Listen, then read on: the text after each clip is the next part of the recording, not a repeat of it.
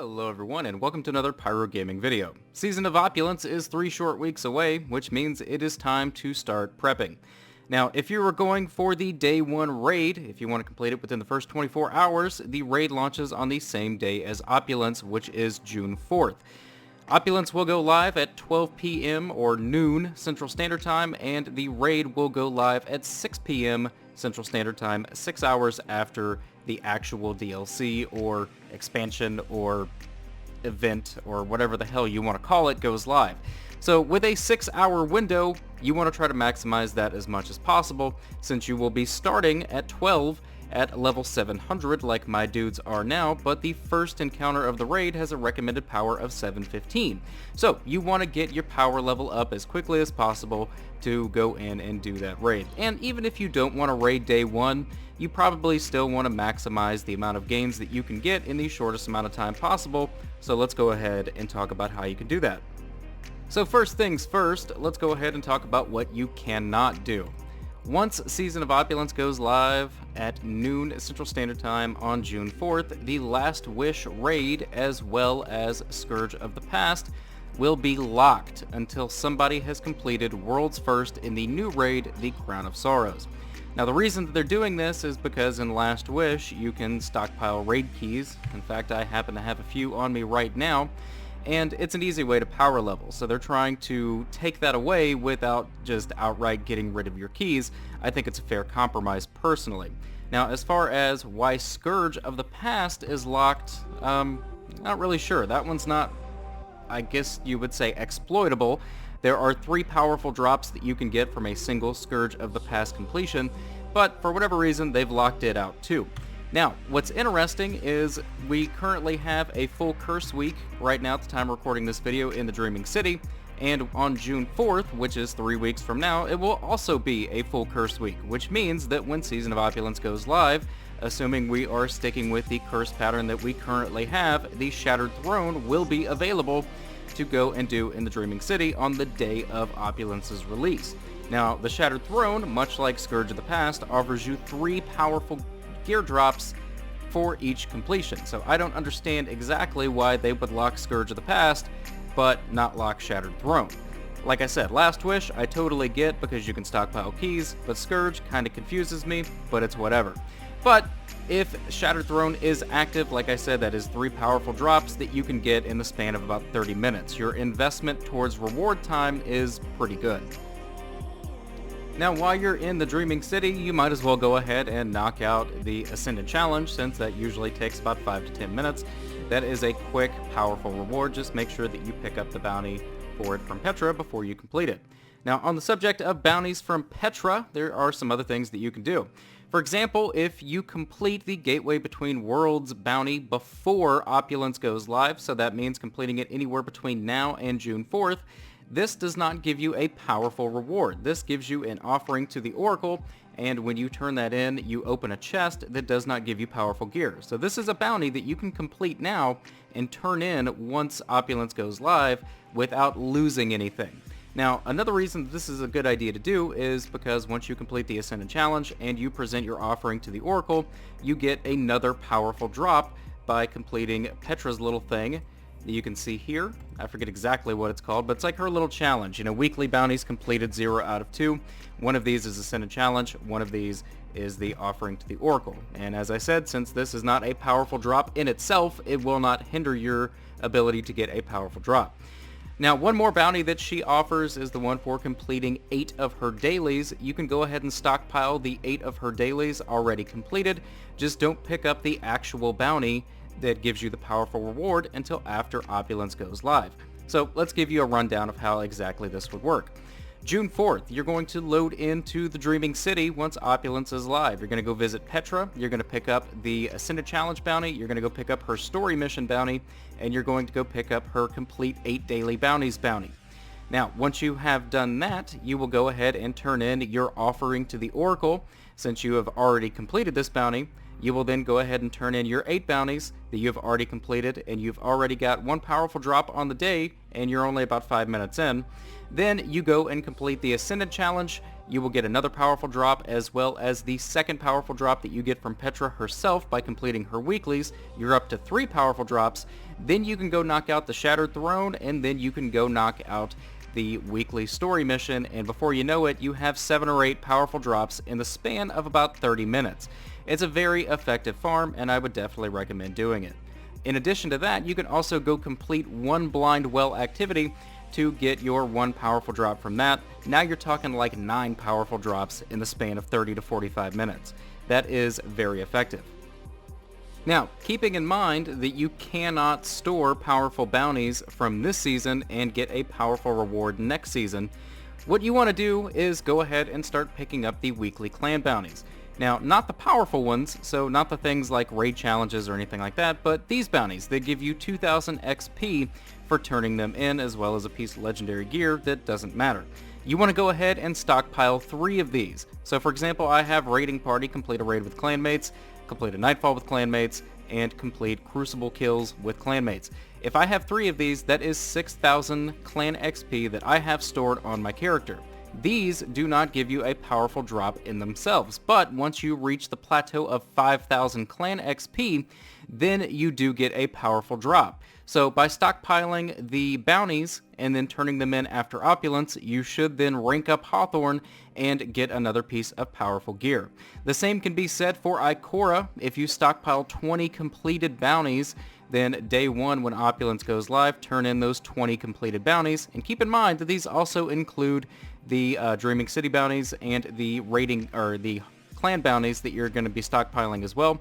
Once you turn all those in, you have another powerful drop. So right out of the gate, if you include everything that we've talked about so far, you've got like 12 powerful gear drops per character that you're going to get within the first 45 minutes. I mean, with very little effort, you're going to have a lot of stuff that you'll be able to turn in and get some powerful drops right away. Now, I say on each character because you most definitely want to do these on all 3 of your characters if you have 3. The reason is because, for example, I am on my Titan right now. If I do my Titan first and get him all of his stuff, let's say that he gets up to 705, his weapons are around 705, then when I switch to my Warlock and do the same thing, my Warlock is going to use the weapons that my Titan has already got. So instead of starting at 700 weapons, my Warlock will start at 705. So let's say that I do everything on my Warlock and I get up to 710. I now switch to my Hunter. My Hunter will not be starting at 700, my Hunter will be starting with 710 weapons. So his first drop might be 704, whereas my Titan's first drop might be 701. So you definitely want to use your alternate characters, and it's also good to note that you want to do the character that you plan on using the most, or the character that you plan on doing the raid with your last character. So if you are a Titan main, start with your Hunter, then do your Warlock, then do your Titan last, because the last character is going to benefit the most from this method. Now, another very important vendor that you will definitely be wanting to visit come June 4th is going to be Ada. Now, Ada is a very special vendor because with Ada, you actually get to choose what your powerful drop is going to be. You can complete 2 powerful frames per week per character, but since she offers every powerful frame or every weapon frame in her inventory every week now, you literally get to choose which slot your powerful drop is going to be. So that said, you want to kind of save Ada for when you need her. So let's say, for example, you complete all of the Dreaming City stuff as well as the clan rewards and Ikora's thing, and you have a 701 kinetic, but your energy and your power are both 705, 706, something like that. Then you can go pick up a kinetic weapon and you have a guaranteed kinetic weapon, or an energy weapon, or a power weapon, or whatever you need. So definitely save these weapons until you need them. Save these for when one weapon in your inventory is a lot lower than the other 2 slots. It's also worth noting that once you complete 2 of her weapon frames, you will also get a powerful armor drop. So like I said, Ada is going to be very, very important. Now, one thing that you want to keep in mind is to get the powerful weapon frames, you're going to need ballistic logs. You can carry 2 ballistic logs on your character. You can only do 2 powerful frames each week per character, so all you need is 2. So make sure that between now and June 4th, you go ahead and complete 2 of her weekly bounties, turn them in so that you have 2 ballistic logs in your inventory ready to go on June 4th. So now let's go ahead and talk about rounding out what you're going to be doing on each character. You don't want to try to do everything. You won't be able to do everything. You won't have time to do everything. So if you've done everything that we've talked about in this video so far, your next step needs to be go talk to Spider and get his powerful drop. This is going to be the things like the Incinerator Captain and shit like that. Don't pick these up until after Opulence goes live, otherwise they will be capped at 700. So to pick these up, you want to make sure that you have plenty of ghost fragments. Where are those guys at? Here we go. Each one of his powerful bounties costs 5, so if you have 20, then you can pick up 1 for each of your 3 characters, and you will be good to go. Aside from Spider's bounty, you want to go ahead and start focusing on some dailies. So these include things like the daily heroic adventure that will be on the Flashpoint destination, the daily heroic strike. You don't want to do the weekly. That's a bit of a time sink. You just want to get the one and done here. Now, another really easy thing to do to get you some powerful drops is the Nightfall. Don't forget about that. If you do a Nightfall score run, then you will get 2 powerful drops in a short amount of time, 10-15 minutes if you're slow. You can also do the Daily Crucible. That's about a 7 to 10 minute investment for a powerful reward. That is not bad at all. And if you really want to, then you can go ahead and complete the Flashpoint as well. That's usually 4 or 5 public events, although depending on the destination, that could take a while. For example, if you are on Mercury for June 4th, if the Flashpoint is on Mercury when Opulence goes live, don't even bother with that Flashpoint. That is an absolute waste of time. Now, I said you want to avoid the weeklies. The reason I say that is because doing 3 Gambit matches is going to take you a long time. Doing, all the Reckoning stuff, you might be able to do it pretty quick, but depending on what the modifiers are, you might be in there for a bit. Same goes for Gambit Prime. Completing 4 matches of Gambit Prime, that's like 30-45 minutes, man. It's not worth the time investment to get 1 powerful reward. So once you've completed your dailies, it's probably time to swap characters and start over and do all the things that you just did on that character on the next character. Now, trying to maximize your day 1 power gains is not the only thing that you want to do. You also want to make sure that you have plenty of materials stored up. So for example, you want to make sure that you have plenty of enhancement cores. You want to make sure that you got your raid banners ready, your fire team medallions, your Rainmaker glimmer things, plenty of dark fragments. I know I have 1. You want to make sure you have mod components in case Gunsmith is offering new mods. Gunsmith will offer new bounties as well, so I don't know what those are going to cost. You might need components to buy one. I have no idea, man. Plenty of planetary materials. You want to make sure that you are stocked up on legendary shards and glimmer, and just, be sitting pretty comfortable. Now, there are ways to store some of this stuff. For example, you might notice that I have an absolute ton of these ships in my inventory. And the reason that I have a ton of these ships in my inventory is because when I dismantle them, I get 5,000 glimmer and a few legendary shards back. So this is effectively a way to store glimmer in your vault. The glimmer cap is 100,000. You cannot have more than 100,000 glimmer, but I have like 200,000 glimmer right here in my vault with these ships alone. Another thing that you can do is store quote-unquote legendary shards by stockpiling your tokens for Crucible, Leviathan tokens, Vanguard tokens, stuff like that. If you store these in your vault, you effectively have legendary shards in your vault. So that's a really good thing to keep in mind. Same goes for gunsmith materials. You want to go ahead and have a bunch of those saved up. Straight up, man, unless you are grinding for like a service revolver roll or something like that, there's no reason to be turning in those tokens right now. There just isn't. You're much better off just saving them until after Opulence goes live in case there's new weapons added to the loot pool, or in case you get in a pinch and you need to, get some materials out of it. So keep that in mind, man. Also, I would stop infusing stuff. Like if you have stuff in your vault that's not 700 right now, don't even waste your time, because in 3 weeks you're going to have to infuse it again. It's just a waste of materials. It's a waste of enhancement cores and glimmer and legendary shards. Just save it, man. Just save it. Like right now, that's what you want to be doing, is just saving everything and waiting until Opulence goes live. Now to go ahead and round everything out here, I just want to reiterate that with a 6-hour window to prepare for the raid, you want to focus on efficiency. You want to try to get the quickest powerful drops that you can get in the shortest amount of time. That said, you want to avoid the long things, you want to avoid the weeklies, you want to focus on the dailies, the quick one-hitters, so to speak. And another thing that you want to keep in mind is while you're playing, you're also going to be getting things like prime engrams.